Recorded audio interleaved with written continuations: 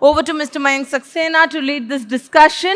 I think you have a power-packed panel that I'm handing over to you, and you have 45 minutes for your discussion. Sure. Thank you. So, thank you for the detailed introduction, and that helps me not to take time on the introduction and probably straight dive into the topic.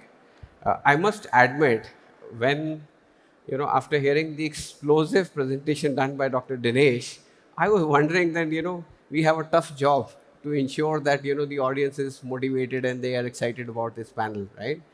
Interestingly, when this request had come, we started diving deep, and we realized that if you look at South India is currently like a powerhouse to the growing India, because the total inventory that get consumed in Bangalore, Chennai, Hyderabad supersedes MMR, NCR, like which are the two large micro markets, which are the two large markets in the India. With that, probably the problem statement for all the stakeholders become multifold to ensure that while these cities keep on growing at that pace, the cities still are future-proof. Right? With that, I thought that when I have an opportunity to have such a fantastic and interesting panel, I would probably bounce off some questions around that: are we just building, or we are building for a sustainable future? And for the foreseeable time, we ensure that whatever we build remains good for these cities.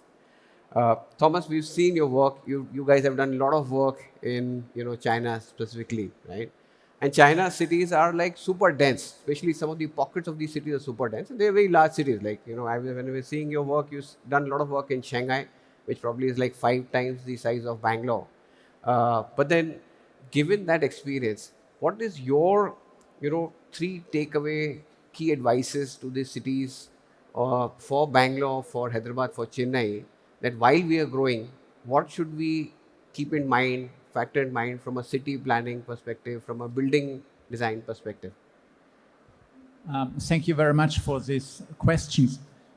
Yes, we have a lot of experience in Germany and in Shanghai especially. And the key difference, especially to Germany, from my perspective, is that in Germany we have a strong culture of urban planning, or let's say all over in Europe. There is a sense of city, there's a sense of district, a sense of belonging, a sense of taking part in decision making. And architecture is just a little part of it. So buildings are designed to be a part of a city. Buildings are designed to be a team player and not to be a star. And we are not thinking only about the specific project we are working on, but we are thinking about the whole system. Not only in urban planning and architecture, but also in infrastructure, in any kind of aspects like climate influence and such things, social aspects. So what I witnessed here, maybe I'm wrong, but the first time I came to India was 2009, and then 3 years ago I came to India again, and I quickly realized for myself, we have here a kind of island hopping. We are in beautifully designed conference centers. We are in beautifully designed hotels. They are not even far from each other, but in between is chaos. And the biggest problem is to commute from one place to another. So from the German experience, I think most important, we need a thinking in a larger scale, district level, town level, and so on. And then we can create livable cities, and livable cities are future-proof cities. So urban planning is key. We should do things, the important things first, and we should do one thing after another and not start with the project and later find out the influence it has on the whole city. That's my key issue or key point I want to mention. But probably what Thomas you're saying is so true, and that's what if you look at a lot of the YouTube, on Insta and all that, the reels which people are putting exactly the same. That in India, people they earn big salaries and then they have to live in silos, and the moment they step out of those silos, they face the problem of the infrastructure not coping up with these bubbles. With that, probably I would like to ask Bhadresh that Bhadresh, imagine you guys, first congratulations on listing of KRT, and you guys are doing huge developments in Hyderabad, in Bangalore, in Chennai, right? Uh, your focus though is on MEP, Yes. but given what Thomas had suggested, what do you think that as Sattva you guys will do differently so that we ensure that these three cities we build better cities, not just better projects? Yeah. So basically, we at Sattva do a lot of new initiatives. So, for example, if you see the power, because in mixed-use developments, you're utilizing a lot of power, and for that, we are deploying renewable energy sources. So, we have a 45 megawatt plant at Chitradurga, wherein there's a solar plant wherein we wheel the power. So it's a consortium of around 200 megawatt. So that power is utilized in Bangalore for 8 to 10 of our projects. So that is one thing what we are doing. And secondly, we are deploying HT power over LT. So if you see for the code compliance, for example, they ask for a low tension tariff, wherein they specify for a residential apartment. For a 2 BHK, it's around 3 kilowatt, and for a 3 BHK, it's around 5 kilowatt. But when you do that, your power actually goes very high.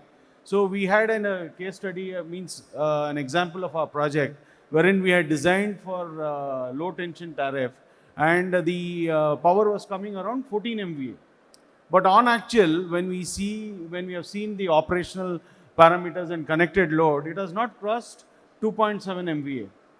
So we feel it's a waste of energy actually. So that's why we have now adopted to go with HT tariff, wherein you're designing only for the 25% of the system. And also when it comes to a mixed use development, so you have different operating hours for residential and hotel and commercial and things like that. Because commercial basically operates during the day, hotels and residential more so during the night. So why not we have a single system with sort of a zone pumping sort of thing for distribution, so that you reduce the carbon footprint and install the equipments based on diversity. So these are some of the measures what we have adopted. And again, when it comes to the water for tall buildings, you have seen that now government is giving increased FAR, especially in Hyderabad.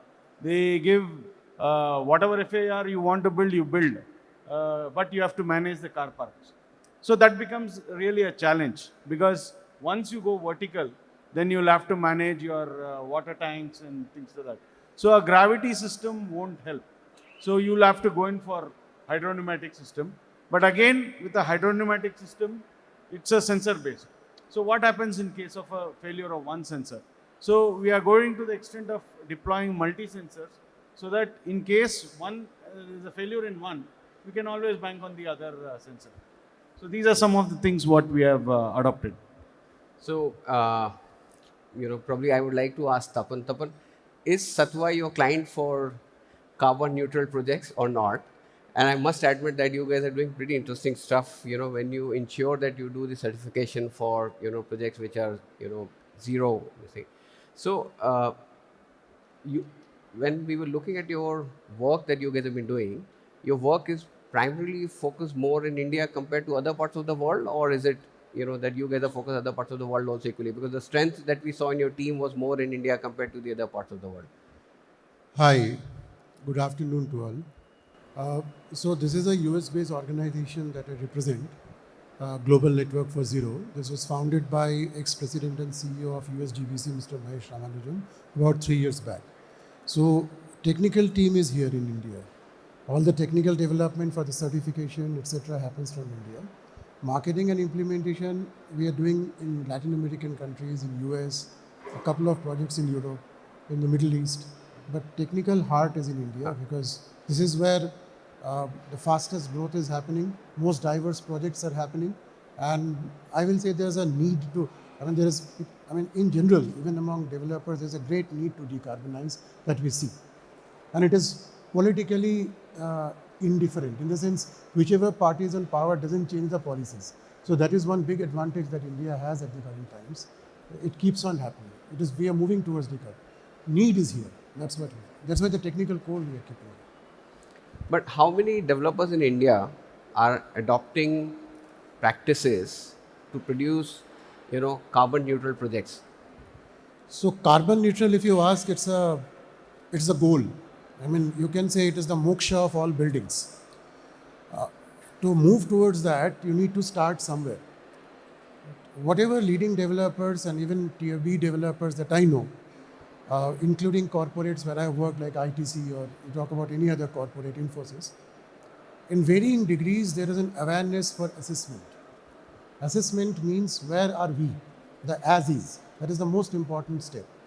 I have not met any individual in the past 5 years who is in a senior position, in responsible position, who has said that it is not necessary to assess. We are good as it is. Two reasons behind this. One is the regulatory environment that is fast evolving in this country. Because of the regulations now, rainwater harvesting or 30% of solar in any building for hot water if you want to use, such things in varying degrees. In various states it is in varying degrees. But more or less in every state or municipality, there is a movement towards sustainability in the way that we used to understand. So on a lighter vein, today, if your building is technically regulatory compliance, if you have obtained, you are already in the so-called gold certification range. I mean, as people who understand building certification will know, it will happen. That problem is not there. Problem is you can design one time right, but to perform year on year, like a good employee or a good student, if you have to perform every year and have your performance recorded and have your performance displayed, there is the challenge. Because then you need to design from the very beginning a resilient building, which is climate resilient and also climate sensitive. Because though you can build something climate resilient, but if it is not sensitive to the things that are happening around you and people sensitive, because the generations will come in a building. We talk about baby boomers to Gen Alpha, but in a building practically all kind of generations are there. You cannot design something for Gen Z and say, we have done a very good design. So as long as the properties are built with that in mind, new properties, regulatory compliance itself covers the most. And second is there is a push from the, I will say, clients, the global capability centers, which are coming to India, GCCs, and corporate clients like ITC, Infosys, which is moving the whole industry's index towards sustainable materials and especially in the energy front, industry has done a lot. A couple of areas where a lot of work needs to be done is water, because I think water is very cheap in this country. It is not as expensive as electricity. So the moment you get water scarcity, which is truth for most of the cities, water resilience is something that I'd like to see more, which some people are doing, but it requires some area, it requires land, and waste management. That waste management, and you do not flood the cities with waste. This is what every developer is doing to varying degrees.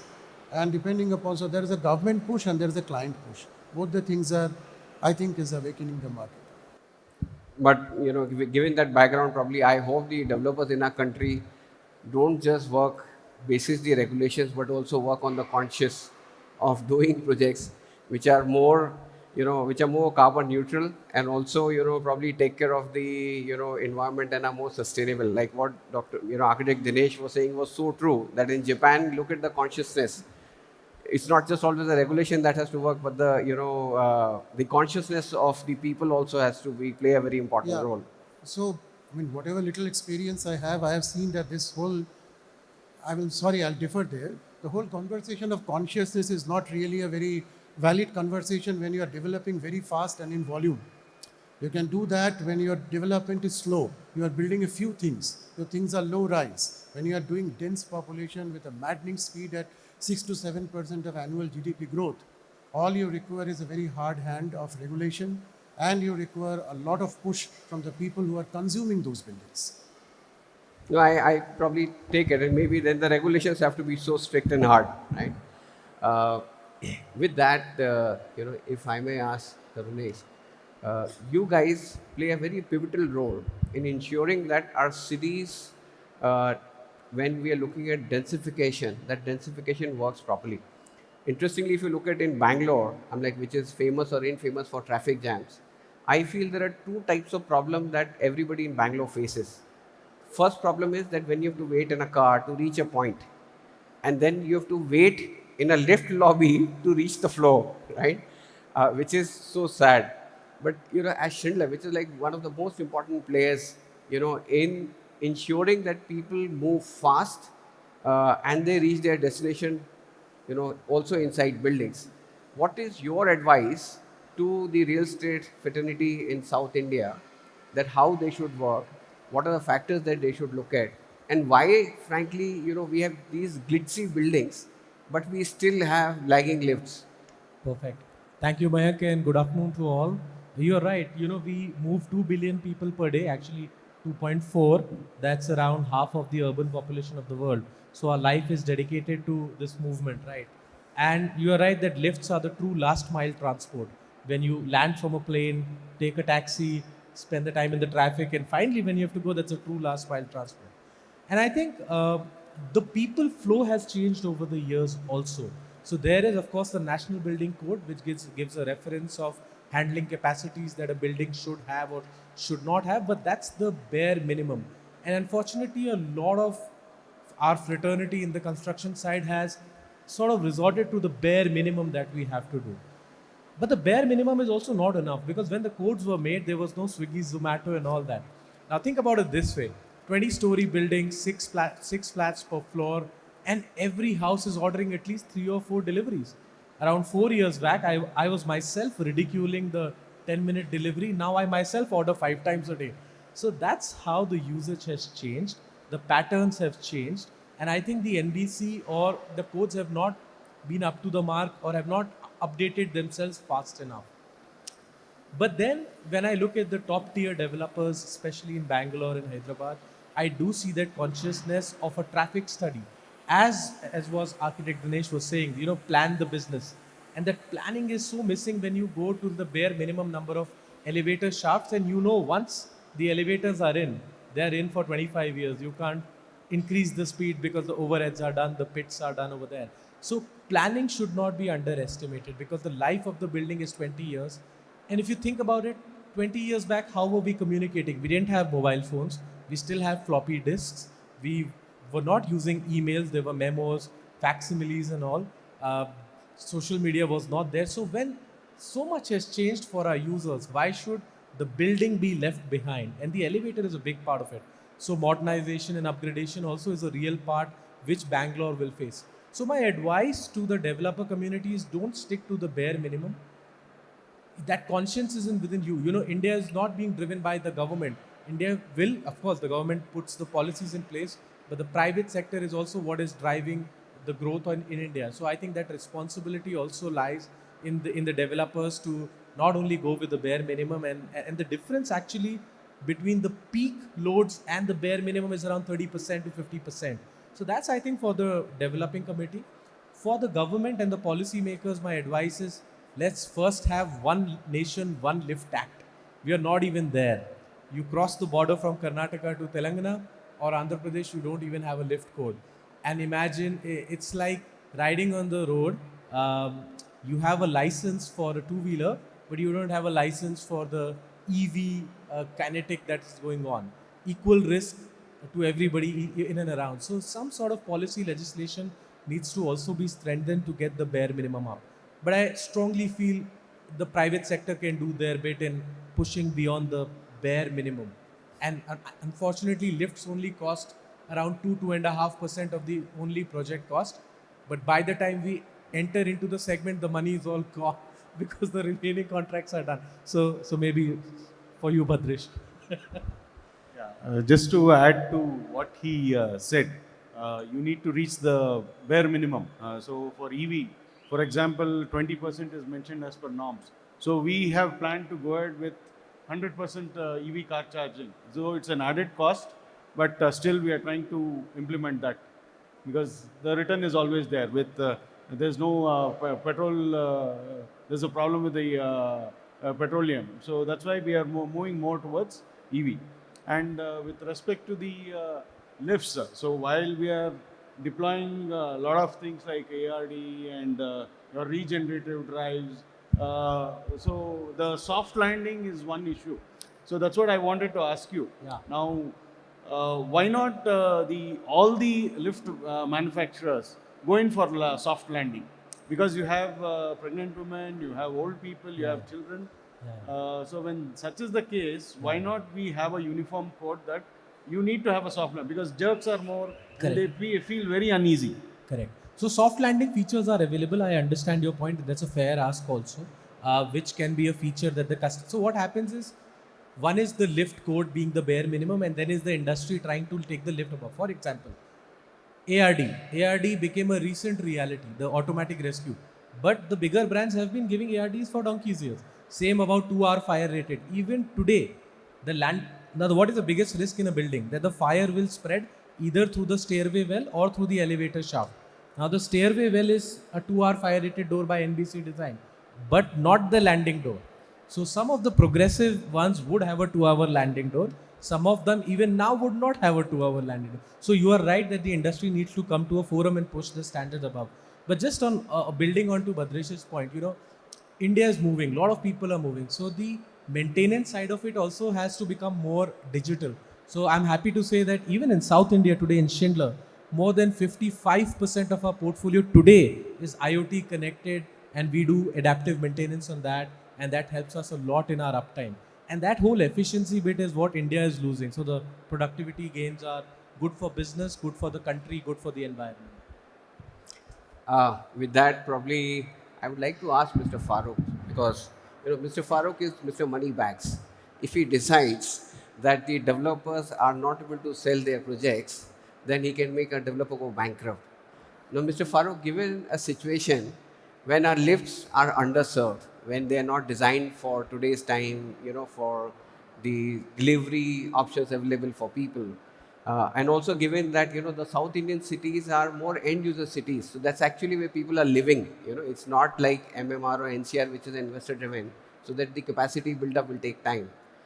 A lot of our buildings are still not carbon neutral buildings, or developers are not planning for them to be carbon neutral buildings. What is your suggestion to the developers that if they don't do top 3 or 4 things, then you will stop their money? I personally feel that all of you have your point on this, and a mix of all is what you need to do, because at the end of the day, the infrastructure is what counts. And from that perspective, I think it does need to, you're talking about elevators and lifts and things like that. 118 floors, you reach in about a minute or under a minute maybe. I think this is one of the second tallest towers in the world. In Malaysia, 118.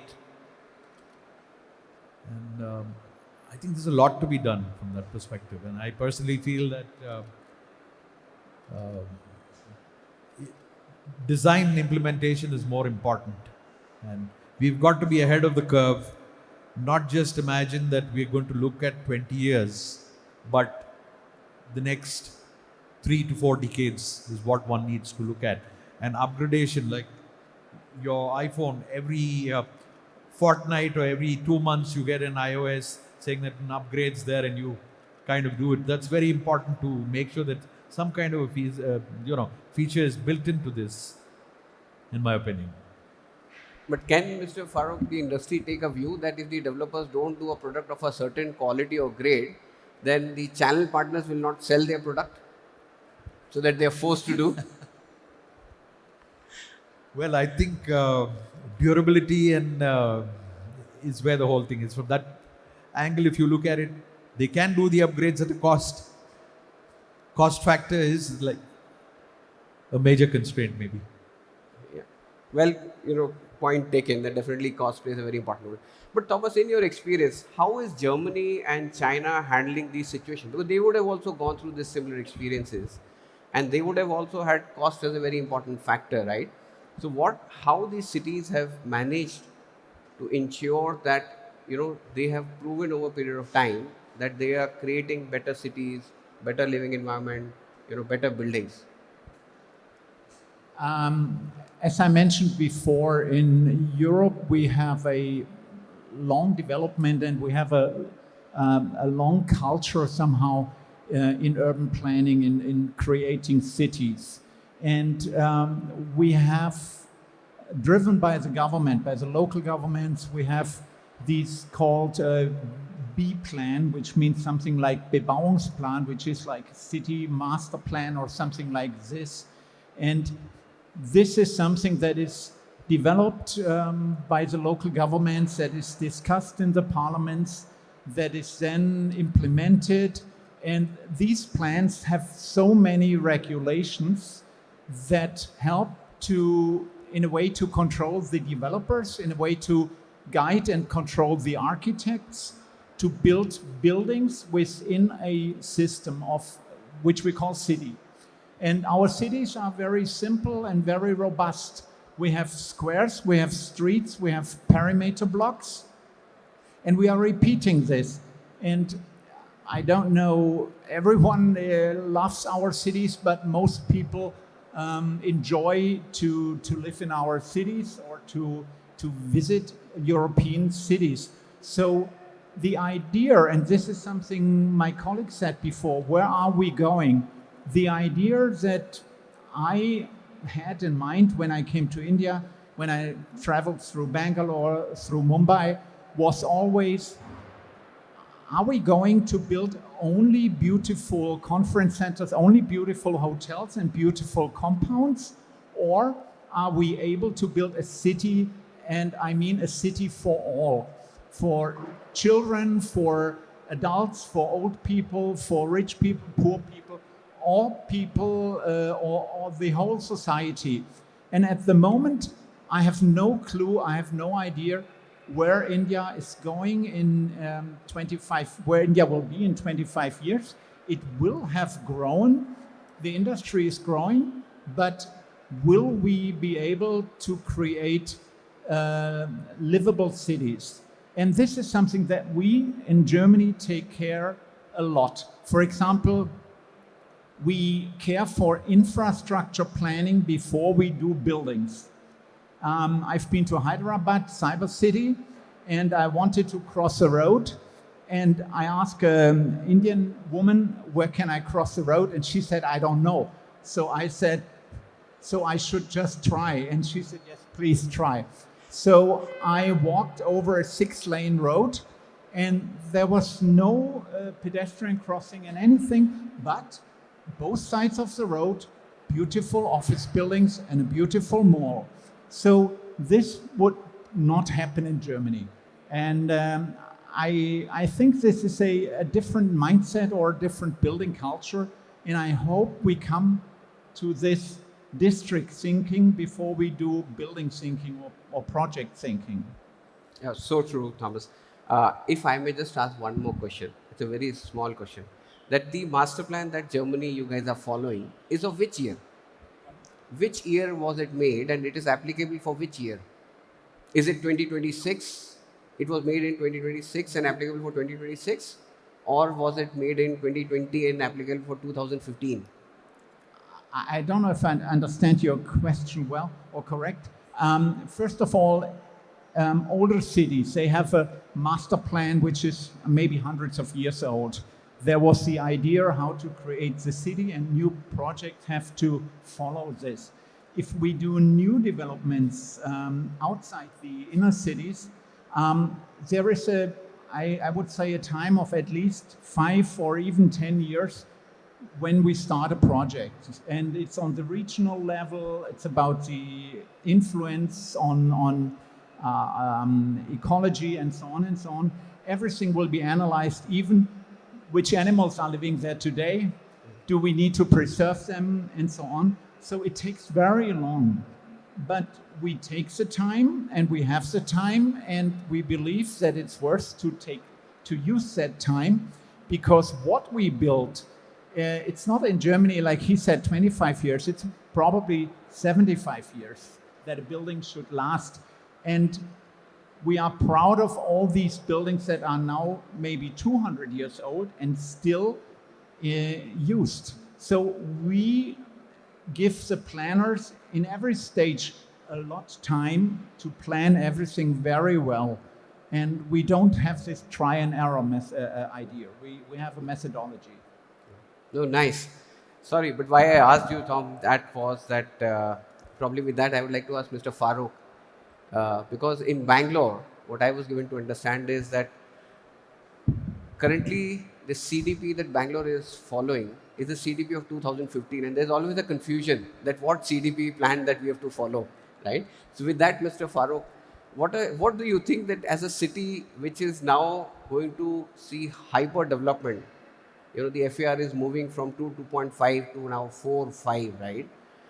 And I don't know where the master plan that one has to follow. Is it the latest master plan or the 2015 master plan? Because every time there's a confusion on the master plan. So what is your advice to the government that given that they are increasing the FSI, what should they be doing for the master plan, and what should be the learning for them globally so that Bangalore is more livable? It's a very tough call on this one, because the master plan is just pushing into the green belt further and further away. And if you really look at what's happened over the past 3 decades, it's really pathetic. Civic community sites, public utilization spaces, after a period of time, get auctioned because of certain pressures, certain compulsions. So a master plan is something that a city has to have for the next 30 years, 40 years, 50 years. Here we have the infrastructure coming last, the city being built first, and then there's politics that happens. How many houses are going to get demolished? How many votes are going to get lost? Which parties, workers are there? It depends on so many other statistics of which area, whose voters are there. So in my opinion, if a master plan has to be made, it should be that Lakshman Rekha which cannot and should never be compromised on, from that perspective that whatever the case may be, there's no changes to that. I mean, but here, every 10 years we do the master plan, and then the master plan adjusts itself according to the growth of the city, which is really unplanned. And it's very pathetic, but this is one of the best cities in the country, I would say. And if we are going through this kind of a treatment for pushing out master plans and, changing public spaces, taking away green spaces from the city, breathing spaces from the city, it's going to be very difficult. What is the legacy we're leaving behind for the generations that are going to come into this city? And what is the message we're going to tell the future generation, that what is it that's available? So I think you need to have a sure shot system where you say the next 10 kilometers outside this periphery, nothing developed, it's a green space. Then do the master plan. Most important is the public infrastructure. We don't have the whole problem is our roads are bad, our traffic conditions, we all face this, where we are sitting down in hours together in a car, trying to reach from point A to point B. And I think that way a good learning example is Singapore, where they don't give you car permits and car licenses if you don't qualify for this, and depending on the zones that you live in. And London, if you look at it, you know, the timings that one passes through this thing where you pay a charge if you're crossing. So the master plan has to have the entire thing and not just bits and pieces put in as and when the need arises, and pull it out when it doesn't. So, you know, Tom, we didn't want to scare you because that's how India is working right now. But with that, I would like to request Bhadresh, you know, you represent the industry of all the real estate developers. And I feel the developers play a very, very vital and important role in any city growth. Interestingly, in Bangalore, Mr. Farook explained the master plan does not exist. The city has so many problems: infrastructure problem, road problem, metro problem. You know, probably all problems, right? As one of the three stakeholders in the growth of this city, as a developer fraternity, right? And knowing it well that Bangalore is famous or infamous for being the most traffic congested city in the world, right? As a developer, what would you do to push to the government so that the government starts behaving? I mean, you look at when the government was facing problem of potholes, the IT industry went in, you know, on the media, and they ensured that the government bends down and works. But the real estate industry never moved. So what should the real estate industry do so that, you know, the government moves? Yeah, I'll take off from what Mr. Farook told. Like in Singapore, they don't give licenses for cars easily, and the tolls are super expensive, the cars are super expensive. So I think some sort of code has to be introduced for that. That is one aspect. Then second thing, when you, apart from the code, what you can do is the FSI. Because they are granting FAR 1:4, 1:5, this has to be stopped. So that limitation has to be there. That is one thing. Then again, when it comes to the lift, how do we handle the peak traffic? So especially during the morning time, say 9 to 10, or during the lunch times, how do you do that? So we have these destination control systems, wherein now you have the high rise and the low rise apart from the common area and fire lifts. So while doing the high rise, for example, especially the destination control, if the programming is done such a way that there are some stops which can be done for the peak time to have in the low rise itself. So I think yeah, maybe I'll add to that. See, the productivity in a growing country like India is important. Imagine an 8-story building and the availability of the lift, there's a 5-minute waiting time. Now imagine that in a 40-story building. Imagine the productivity loss. So what Bhadresh is saying is correct, that the traditional elevator system is the taxi system. You call the lift, the lift doesn't know how many people are there.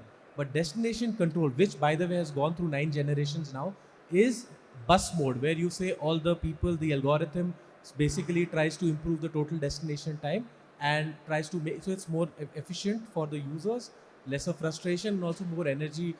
Now what they also do, what the destination control does is, imagine if it's afternoon, non-peak period, it shuts down one lift on standby mode so that you can save energy. So I think these are technologies which can help, but it have to become more accessible for the general public is also what I would like to say. So in commercial it is quite visible, but not so much in the residential. So, you know, to that point, I must admit,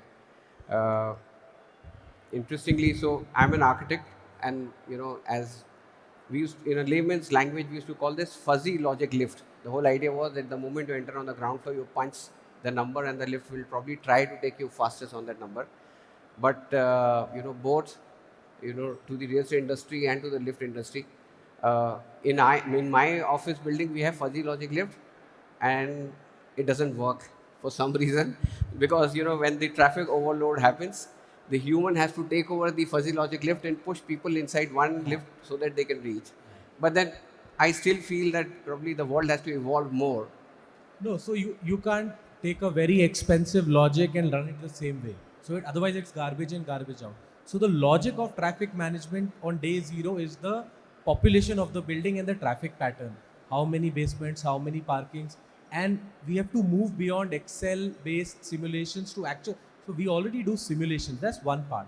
Second, any traffic management or destination system can improve the system by 10%, 12%. It cannot fundamentally change that. So that's where, like everybody's saying, planning, what Thomas also said, what the architect also said, that planning upfront and planning a bit ahead, there is no way around it. So I think once wrongly planned, it can only be tweaked to a certain extent, is what I would say. Correct. Tapan, with that, you guys do certification for real estate projects. You guys also, you can't hear me? Oh, sorry. I'm saying you guys do certification for projects.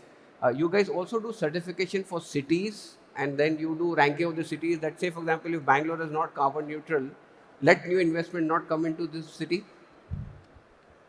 I think probably you are aware that city level studies or city level certifications are usually, even for the other than a few European cities, it's not very common. And an organization like Global Network for Zero, the principles that we follow are greenhouse gas protocol, and the greenhouse gas protocol technically can be applied from one product to a city, to a country, to anything, because it is about accounting. Like your accounting, when you are doing credits and debits, you can have heads of income and heads of expenditure. That you can do for a person, for a company.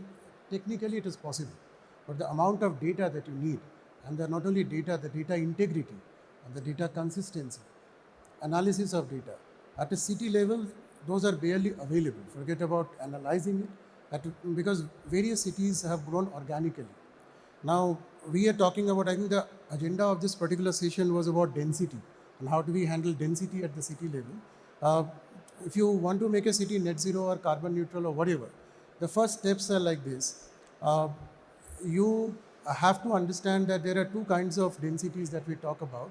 One is healthy density and pathological density.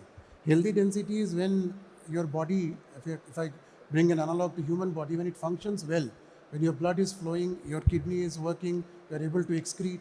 Our cities have reached something called pathological density, where you have got basics like your cholesterol is so much, or your kidneys are so much stressed that you don't have a good excretory system, you don't have a good circulatory system. In that condition, it is very essential to do the building blocks first. Instead of talking big things like carbon neutral, net zero, though we certify, and I'd love to do a certification for a net zero city. Sometime back, Surat came to us asking that can Surat and another city in Madhya Pradesh, they are working towards a net zero work. But when you ask for the volume of data and the kind of diligence that is required, third-party audit that is eminently to be done, you find that the very basics of the city, like how do you capture data for energy to the slums where there are no meters, where you just hook the power, in what manner? How do you consume, how do you understand water balance for a city where most of the water is actually wasted down the drain? So that's why it's good to have aspirations, but we have to first build a healthy body. The healthy body means you should work organically, naturally. Most of our cities have grown inorganically, especially the newer cities like Bangalore. I heard some comparisons with Singapore and all. Singapore, etc., are population controlled. They will not allow you to grow more than 50. They have got a 30-year plan of population. We are like those families where everybody is welcome to come. And if you are welcoming everybody, naturally you will have resource constraint, which is a good Vasudhaiva Kutumbakam is our principle, and is very good to follow. But for a city, as I said, regulation, controls and all, we cannot even imagine the degree of regulation that Singapore has or several German cities has.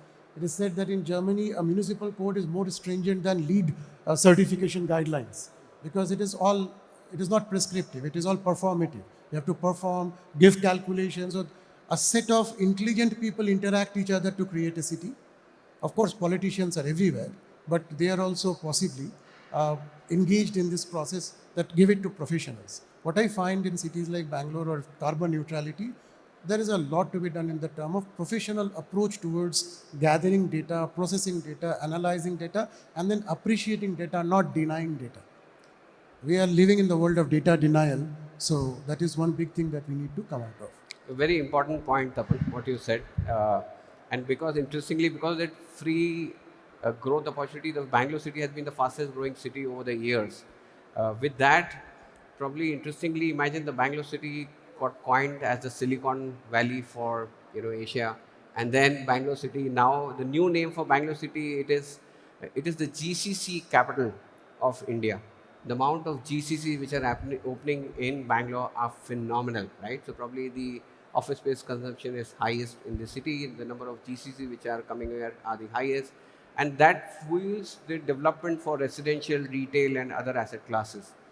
With that, probably I would request if, say, two of the panelists could take only one question from my side, which are the last question. I'll just ask. On what he spoke. You asked your last question about city.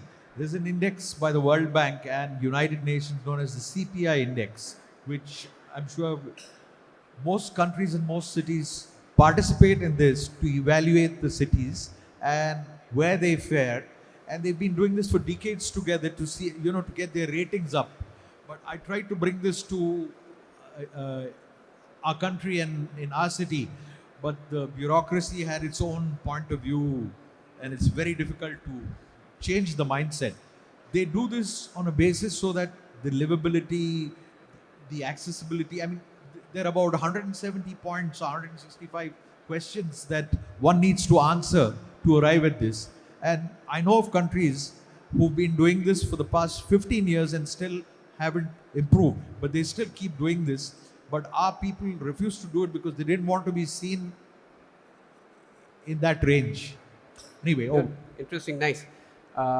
With that, we come to concluding the session. Thank you, panelists, for your time. It was a very interesting, open conversation, and I hope that if any question, if anybody has, then they can probably directly ask the panel. Do we have any questions for the panel, or we could also take it off stage? Of course, we would have the panel with us for a while.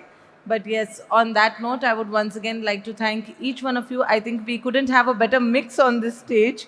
All stakeholders, when we say it's important to get a 360-degree perspective, and that's what Mayank has got for us today. Thank you so much, and thank you to each one of you for your time. A huge round of applause for our panel, please.